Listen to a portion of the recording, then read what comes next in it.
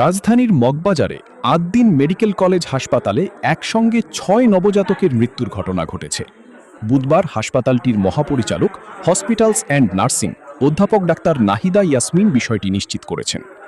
হাসপাতাল সূত্রে জানা যায়, মৃত শিশুরা সবাই পোস্ট ডেলিভারি ওয়ার্ডে ছিল। তবে কী কারণে এই মৃত্যুর ঘটনা ঘটেছে সে বিষয়ে এখনও নিশ্চিত কোনো তথ্য জানাতে পারেনি হাসপাতাল কর্তৃপক্ষ। এদিকে নিহত শিশুদের স্বজনরা অভিযোগ করেছেন, নবজাতক ওয়ার্ডের শীতাতপ নিয়ন্ত্রিত এসি যন্ত্রের গ্যাস লিকেজ থেকে এ দুর্ঘটনা ঘটতে পারে। যদিও এ বিষয়ে হাসপাতাল কর্তৃপক্ষ এখনও আনুষ্ঠানিকভাবে কিছু নিশ্চিত করেনি।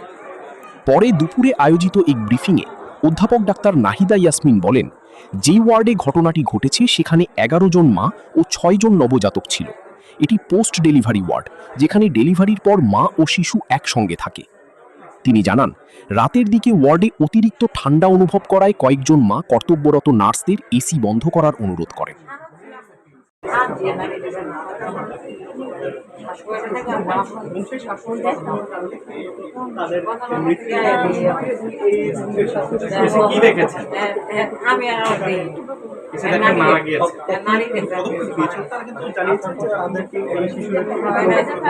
আইসিইউতে নিয়ে যাওয়া